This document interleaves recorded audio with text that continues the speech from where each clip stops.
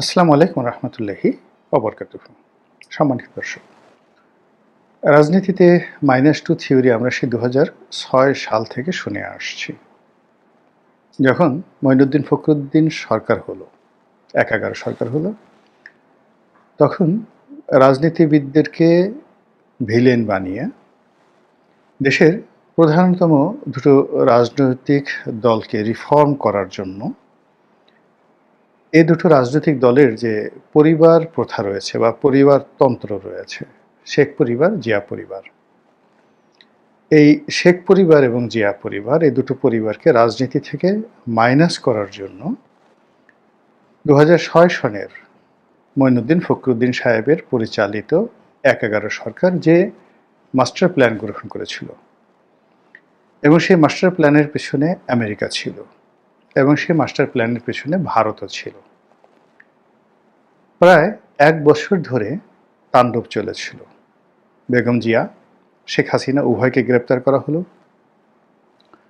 তাদের পরিবার পরিজন, আপনজন, শুভানুধ্যায়ী সবাইকে যাদেরকে পারল গ্রেপ্তার করলো, আর বাকিদেরকে রীতিমতো দৌড়ের উপর রাখলো।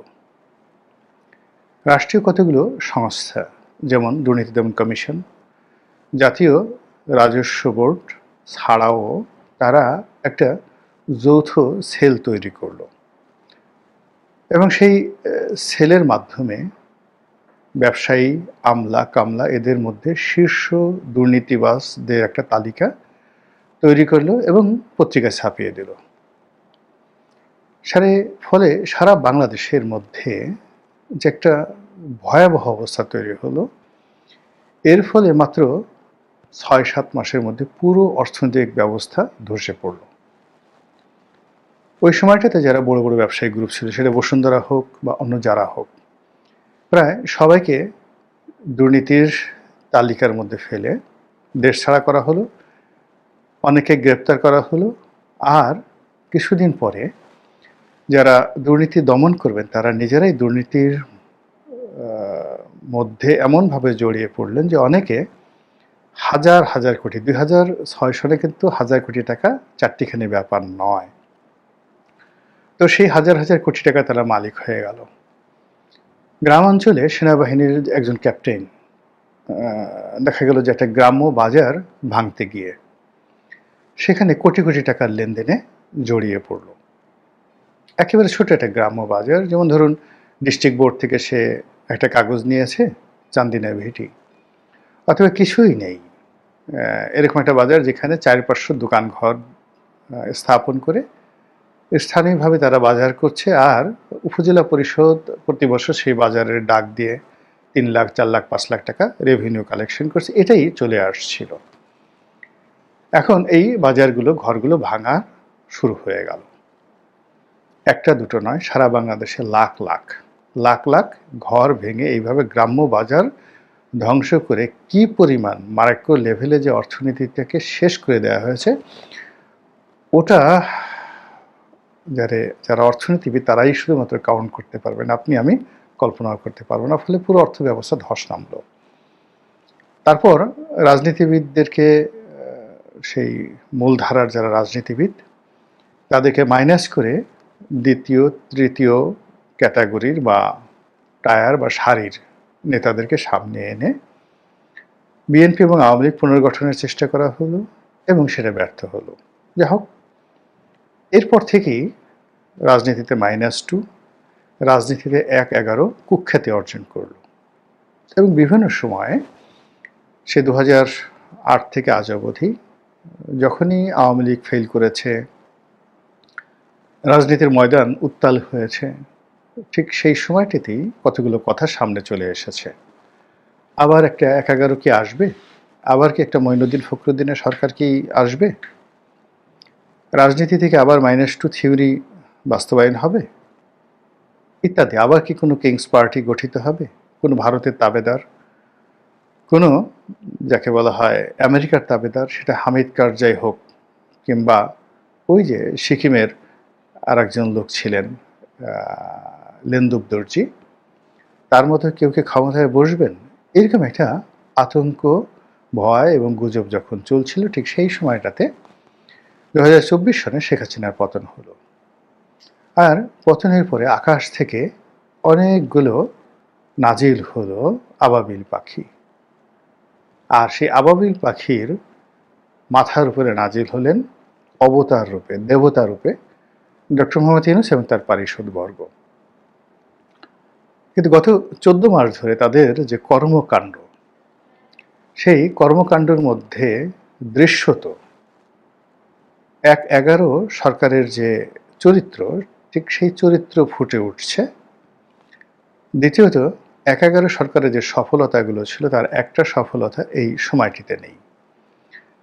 1/11 সরকারের টপ টু লো, মানে মিস্টার মঈনুদ্দিন এবং মিস্টার ফখরুদ্দিন, এই দুজন দুর্নীতি করেছেন, কোনো রাষ্ট্রীয় সুযোগ সুবিধা নিয়েছেন, কোনো ব্যাংক লোন মাফ করিয়েছেন, কাউকে ব্যাংক লোন দিয়েছেন, এই বদনাম আমরা এখন পর্যন্ত পাইনি। এমনকি সে যে কুখ্যাত ব্রিগেডিয়ার বারী, তিনি দুর্নীতি করেছেন এরকম প্রমাণ এখনো কেউ বলতে পারবেন না। তিনি এখন আমেরিকাতে উবার চালান বা পিজা হাটের ডেলিভারি ম্যান রূপে তিনি তার পেট চালান। কাজেই এই সময়টিতে যে সকল সামরিক কর্মকর্তাদেরকে ধরা হচ্ছে, বেসামরিক কর্মকর্তা ধরা হচ্ছে, যে সকল উপদেষ্টাদের কথাবার্তা, আকার আকৃতি, চেহারা স্রোত, এগুলো দেখতে পাচ্ছি, সেই তুলনায় 1/11 যে সততা, এটি ছিল কিংবদন্তির তুল্য। তো সেই জিনিসগুলো এখন নেই, মানে ওই সততা নেই। তারা মানুষের মনে একটা ভয় ধরাতে পেরেছিল রাষ্ট্রের প্রতি, প্রশাসনের প্রতি। মানুষের যে সহজাত ভয়, শ্রদ্ধা, সেটা একেবারে তুঙ্গে তারা পৌঁছে দিয়েছিল। এটা এখন শূন্যতে নেমে এসেছে, এখন কোনো ভয় নেই। ওই সময়টিতে মব ছিল না, এখন মব তৈরি করা হয়েছে। ওই সময়টাতে বিচার ব্যবস্থা সম্পর্কে মানুষের মানে এতটা ছিল যে একজন হাইকোর্টের বিচারপতি তিনি একদিনই কয়েক হাজার জামিন দিয়েছিলেন। কই মঈনুদ্দিন ফখরুদ্দিন সাহেব তো তাকে তুলে নিয়ে যায়নি, তার বিরুদ্ধে কেউ মব তৈরি করেনি। কিন্তু ওইরকম জাস্টিস থাকা সত্ত্বেও কেবলমাত্র অর্থনৈতিক অব্যবস্থাপনা, অপরিকল্পনা এবং রাজনীতির মধ্যে অপরাজনীতি ঢুকানোর যে প্রচেষ্টার কারণে 1/11 ব্যর্থ হয়েছিল। তো গত 14 মাসে কি হলো? আগের 1/11 সময়টিতে যে সকল সফলতা ছিল তার একটাও নেই। আর আগের সরকার যে ব্যর্থতাগুলো দেখিয়েছে, সেই ব্যর্থতাগুলো তারা দৃশ্যত ডাইরেক্টলি ওইভাবে করছে না, কিন্তু তলে তলে, পেছনে পেছনে এমন জিনিসগুলো তারা করছেন যার ফলে গত 1/11-তে যে ক্ষয়ক্ষতি হয়েছিল রাজনীতির, অর্থনীতির, তার চেয়ে অনেক অনেক বেশি ক্ষয়ক্ষতি হচ্ছে। প্রথমত হলো গত 1/11-র মতো তারা একটা কিংস পার্টি করেছে, কিন্তু গত 1/11-তে যে কয়েকটা কিংস পার্টি ছিল তার মধ্যে ডক্টর মোহাম্মদ ইউনূসের একটা king's party, doctor Ferdous Ahmed কুরেশির নেতৃত্বে আরেকটা কিংস পার্টি। কিন্তু সেই কিংস পার্টির যে যাকে বলা হয় নেম ফেম, ওই সময় যে সমস্ত লোকে কিংস পার্টির সাথে যুক্ত হয়েছিলেন তাদের তৎপরতা, এবং সংস্কারবাদী হিসেবে আওয়ামী লীগের সকল শীর্ষ নেতা যেমন তোফায়েল আহমেদ, আমির হোসেন আমু, সুরঞ্জিত সেনগুপ্ত, তারপরে আব্দুল মান্নান, আখতারুজ্জামান, মাহমুদুর রহমান মান্না, আখাম জাহাঙ্গীর হোসেন থেকে শুরু করে আওয়ামী লীগের সবচেয়ে মেধাবী ইনক্লুডিং সাবির হোসেন চৌধুরী, শেখ হাসিনার সঙ্গে যারা ছিলেন তাদের চাইতে অনেক অঙ্গের যোগ্যতম লোকদেরকে তারা সংস্কারবাদী গ্রুপ হিসেবে একত্র করেছিলেন। বিএনপির মধ্যে সংস্কারবাদী গ্রুপ হিসেবে সেখানে আব্দুল মান্নান ভূঁইয়া জেনারেল সেক্রেটারি, তার নেতৃত্বে সাইফুর রহমান, আব্দুর রহমান, মানে সাইফুর রহমানের সাথে আরও অনেক, সেই মেজর জেনারেল জেডাই খান, তারপরে major lieutenant general Mahbubur Rahman সাবেক মন্ত্রী, এই মেজর হাফিজ, আরও অনেককে, মানে বিএনপির সবচেয়ে যাকে বলা হয় চৌকুশ যারা নেতা ছিলেন তাদের সবাইকে একত্র করা হলো, এবং অনেকে জেলখানায় যাদেরকে নেওয়া হয়েছিল তারাও কার্যত যখন সফল হতো তখন এসে সেখানে যোগদান করলো। কিন্তু তারপরেও সেই 1/11 সংস্কারবাদী গ্রুপ সফল হয়নি। থার্ডলি হলো আজ যেভাবে জামাত ডক্টর মোহাম্মদ ইউনূসের সঙ্গে একেবারে বুকে বুক মিলিয়ে কাজ করে যাচ্ছে, ঠিক 1/11 সময়েও তারা ঠিক এরকম সুখে শান্তিতে ছিল। এবং জাতীয় পার্টি এখন যেভাবে দুরবস্থায় ছিল, ১-১১ সময় জাতীয় পার্টি খুব রমরমা অবস্থা ছিল। তাই বোঝার চেষ্টা করুন, জাতীয় পার্টি রমরমা অবস্থায়, জামাত ১-১১-র একেবারে জানি দোস্ত, আর বিএনপি এবং আওয়ামী লীগের সবচেয়ে শীর্ষ নেতারা প্রকাশ্যে বুক ফুলে রাজনীতি করার সুযোগ লাভ করেছিল। এর বাইরে ডক্টর মোহাম্মদ ইউনূসের নেতৃত্বে আর ফেরদৌস আহমেদ কুরেশির নেতৃত্বে দুটো বৃহৎ কিংস পার্টি গঠন করার চেষ্টা করা হয়েছিল এবং পুরো জিনিসটি ব্যর্থ হয়ে গেল। তো সেই তুলনায় যদি এখনকার কিংস পার্টি ধরেন, হাসনাত সার্জিসদের কিংস পার্টি, কিংবা এখনকার জামাত ধরেন, ওই সময় গোলাম আজমের নেতৃত্বের জামাত আর এখনকার জামাত আকাশ পাতাল ডিফারেন্স। মানে ওই সময় জামাতের ওজন যদি 1 টন হয়, এখন জামাতের ওজন 1 কেজি, এই অবস্থা। 2 নম্বর হলে এখন বিএনপি বলতে যারা আছেন, সে 2006 সনের বিএনপির তুলনায় এখনকার বিএনপির মেরুদণ্ডহীন, লক্ষ্যহীন, উদ্দেশ্যহীন সংগঠন বলে কোনো কিছু নেই। আর আওয়ামী লীগের তো একেবারে কিচ্ছু নেই।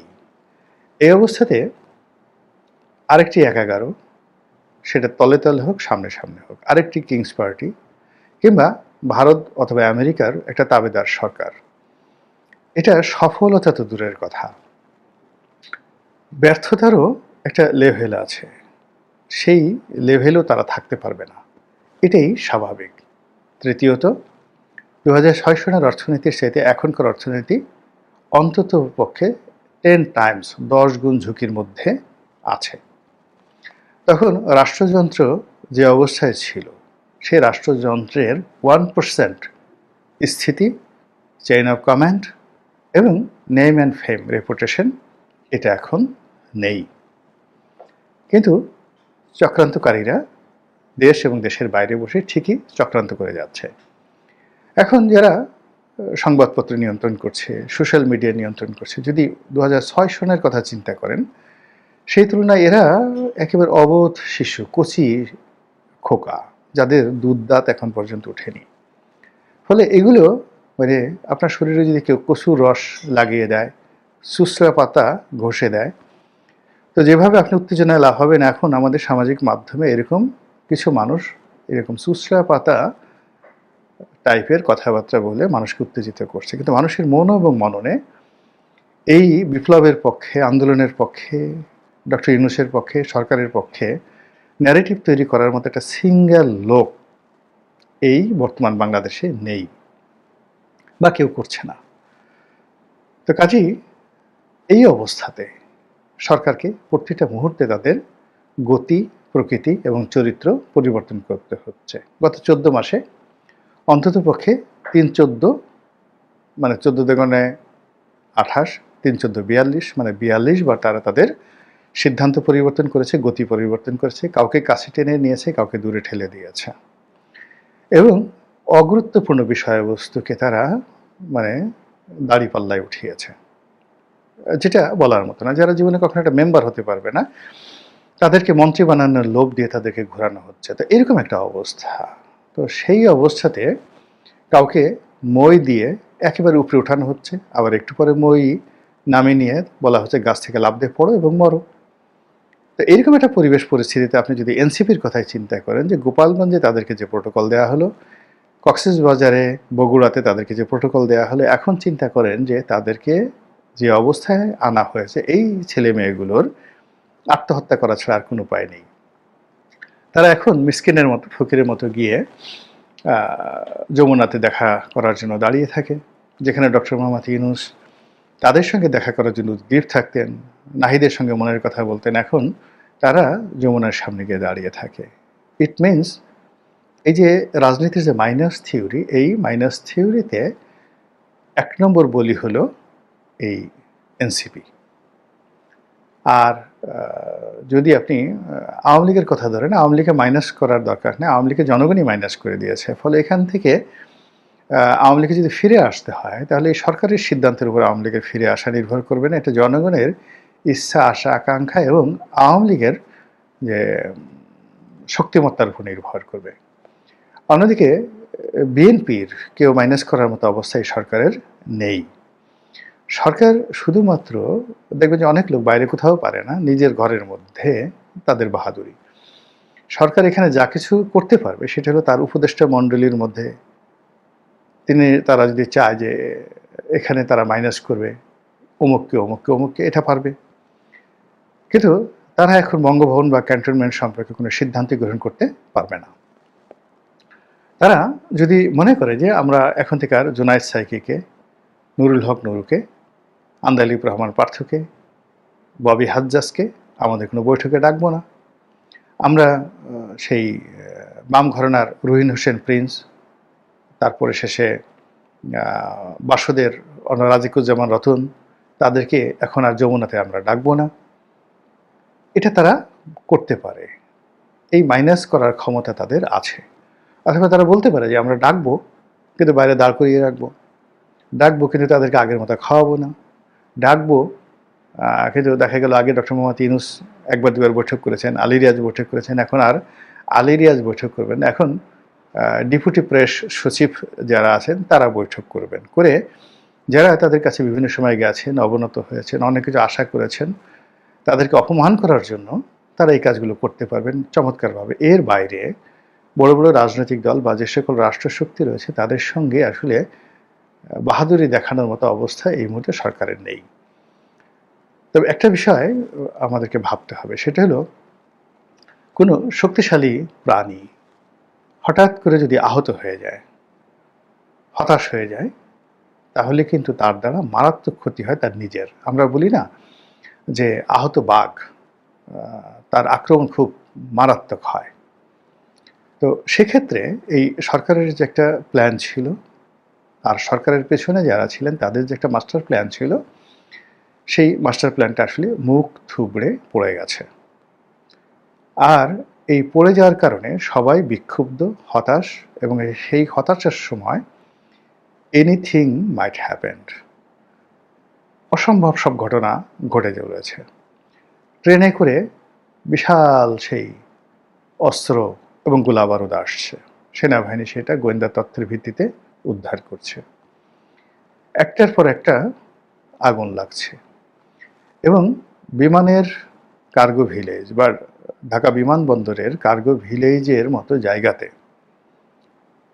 আগুন লাগার মতো ঘটনা, মানে একটা দেশের কপাল পোড়ার মতো ঘটনা, সেই ঘটনা কিন্তু ঘটে গেছে। এবং আমরা এতটা প্যারালাইজড হয়ে গেছি যে কেউ এই বিষয়টি নিয়ে আর্তচিৎকার করার মতো আমাদের সাহস হয়নি, শক্তি হয়নি, অনুভূতি হয়নি, প্রয়োজন হয়নি, কিংবা মনোমস্তিষ্ক সাড়া দেয়নি। ফলে এনসিপির এই যে মাইনাসটা আমরা দেখতে পাচ্ছি, কিন্তু পরবর্তী মাইনাসটা যে কে হবে এটা ভাবতেই মানে কণ্ঠস্বর স্তব্ধ হয়ে আসছে, এবং সেটার পরিণতি কি হতে পারে তা ভাবলে আরও শরীরের পশম কাটা দিয়ে উঠছে। মহান আল্লাহ আমাদের সবাইকে হেদায়েত দান করুন এবং হেফাজত করুন। আসসালামু আলাইকুম ওয়া রাহমাতুল্লাহি ওয়া বারাকাতুহু।